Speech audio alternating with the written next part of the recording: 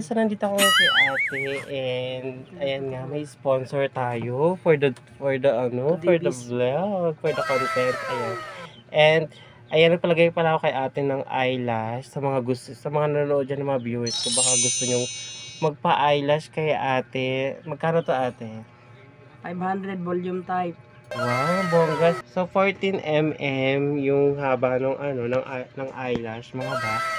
And magkano siya tayo? 500 na yung mga box. So mura na siya. Para sa akin mura na siya kasi volume na to eh. Kasi meron kasing pag natin, yung hati-hati lang, parang may volume type to.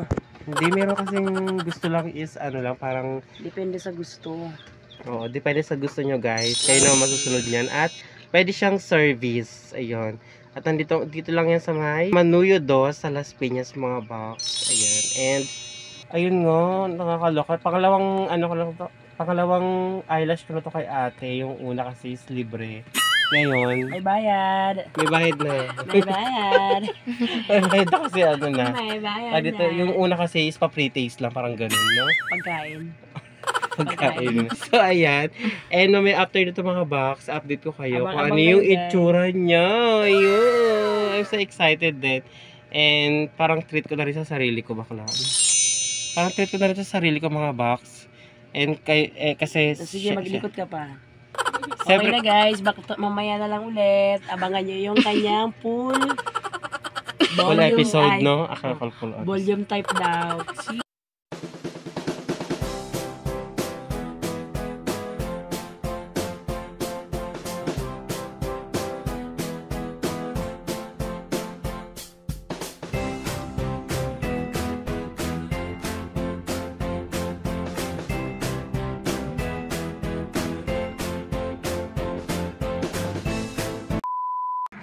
So ayan, ang ganda. Napalagay ako kay ate nito kasi para treat ko na rin sa sarili ko. And ayan mga box, kung gusto nyo pa-eyelash kay ate Dang, easy contact nyo lang ako at gaganda na ang inyong, hindi lang buhay ang gaganda sa inyo, pati kayo gaganda rin. Yung mga may third eye, yung fourth eye. Hello guys. Ang ganda. Saka hindi siya masyadong mahapdi sa mata, no? Ang ganda ng pagkaano niya ate. Ang ganda niya mag-service sa eyelash. Magaan kasi yung kamay ni ate. Ayan. Magaan, wala ng butog. Tomorrow.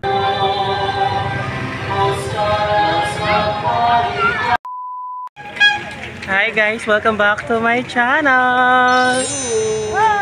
Hello po. And ayan, nandito ako ngayon sa Las Piñas at nandito ako sa market and mamimili kami ng mga ingredients para sa lulutuin nating palabok. Yes, may nag-order kasi kay ate na palabok. Saan bilao, te? Large size. Large size. And ayan, nandito na ako sa palengke ng CAA. Ang ganda. And update ko kayo pag namili na kami ng mga ingredients, mga paps. Ano ba bili mo dyan, te? Carrots, tapos repolyo hawak mo.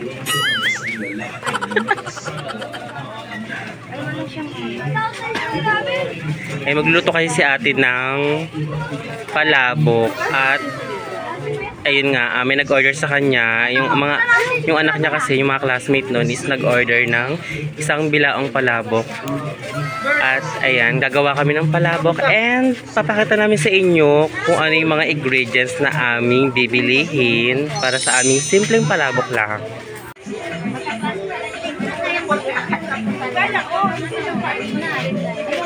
Well, yung noodles niya. Parang siyang pansit bihon din, no? Pero lumalaki pa yan, te? Yes. Ang laki natin. Ganyan, no? Ang laki na yung bakal. Parang di na ako yun. And next naman, bibili natin, te. Ano naman bibili natin, te? Swete. May swete kayo, ate. Swete. Ayun, bakla. Yung pinakababa na yan. Ayan, sana wag tayo makapiright. Hello po. Yan dalawa. Yan. Ano to, ate? Bawang. 10 piso lang ba nito, ate? Ay, sige, gawan ko kasi. Ay, isa sa pinaka masarap sa ingredients ng palabok, ang chicharon. Ano yan, chicharon? Baboy! Walang pork. Ay, walang walang beef. Wala pa guys. Wala pa. And ayan. Ano pang bibili natin, te? Baboy. Hello po, kuya. Shower out. Shower out to the all Philippines. Bilhin mo yan. Patanong-tanong ka pa. Kala mo bibilin mo. Ano na next bibili mo, bakla? Chicharo. Chicharo? Ay, yun.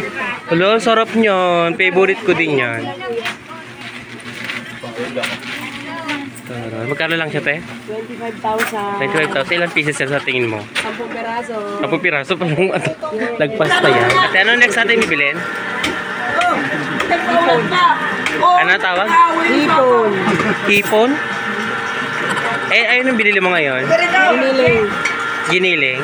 Okay. Ito na yon. Bongga naman.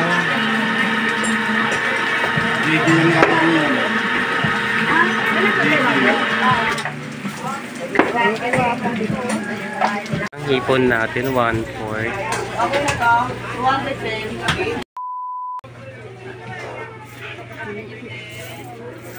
A few moments later. Kami sa bahay mga box, hindi na namin napakita sa inyo yung ibang scene kasi nga ang daming namin dala at umuulan pa sa labas. And ito na nga yung mga ingredients at mamaya is lulutuin na yun ni ate at papakita na sa inyo yung mga gagamitin natin pang sahog sa lubok. Yes.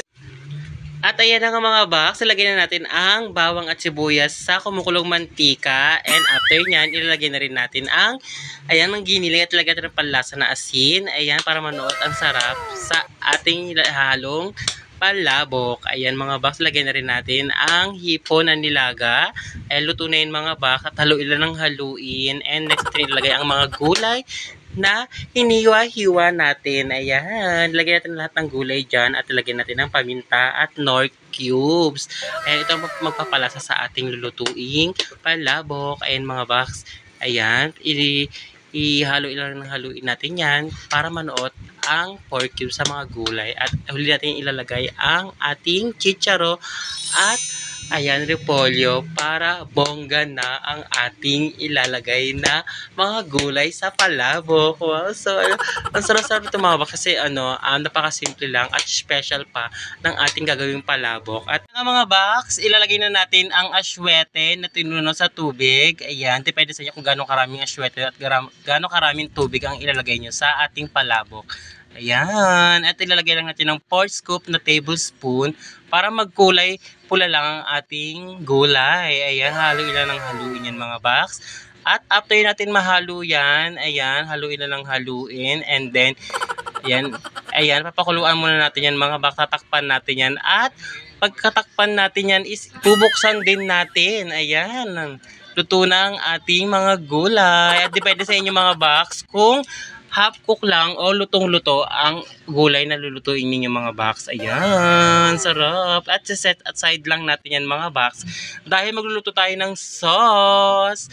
Ayan ang mga box, lagyan natin ang pinakuluan na hipon. Ayan, ang sauce ng hipon mga box, lagyan natin sa ginisang mga gulay at ayan, nilagay natin ng pampalasa. Wow, ang sarap naman. Sauce pa lang, yummy na. At ilalagay ulit natin ang another pork cube sa ating sauce. Sobrang lasang-lasa talaga dito ang ating sauce ng palabok dahil napakaraming nor pork cubes ang nilagay ni ate. At ayun nga mga box, nilagay na rin ni ate lahat ng aswete dyan. Ayan, haluin ng haluin. Ayan. At pag mga box, nilagay natin yung paminta at ayan, tatakpan muna natin yung minutes lang. And kasi meron tayong gagawin na, ayan, tutunawin natin yung cornstarch sa tubig. At kasi ihalo natin yan sa sauce ng palabok. At ayan nga mga box, kumukulo na ang ating sauce ng palabok. At ilalagay natin ng dried na garlic. Ayan, nabili natin sa palengke. Ayan, depende sa inyo kung gano'ng karami mga box na ilalagay ninyo. And ayun mga box, ilalagay din natin ang ating pininong at dinurog na chicharon. Ayan, sarap naman mga box. Ayan, at haluin lang ng haluin hanggang ayan, matunaw ang ating chicharon. At next natin ilalagay ang dahon ng sibuyas. Ayan, haluin lang ulit ng haluin. And next natin na ilalagay ang tinapa powder. Ayan mga box, nabibilang sa palengke yan. And Depende sa inyo kung gano'n rin karami ang ilalagay ninyo. Ayan. At sinasala yan kasi may mga buo-buo pa. At ayan, haluin lang haluin at ilalagay na natin ang ating cornstarch na tinunaw sa tubig. Ayan. Haluin lang ng haluin. Ayan. Napakasarap ito kasi ang daming sahog. At ilalagay na natin ang ating noodles na palabok. Ayan mga box. At haluin lang ng haluin yan. At after natin mahalo is ilalagay na natin ang mga toppings nito. Hindi naman gaano karami lahat ng toppings ang ilalagay natin mga box. Kasi yung iba is ipang lalagay natin sa ibabaw ng ating palabok kapag i-design natin. Ayan, at haluin lang ng haluin yan hanggang, mahalo ang mga gulay sa ating nilutong palabok. At ayun mga box, ito na ang ating finished product. One eternity later.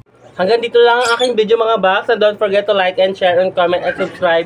And click the notification bell para updated pa kayo sa chismis ng aking buhay mga box. Hanggang dito na lang. Bye-bye!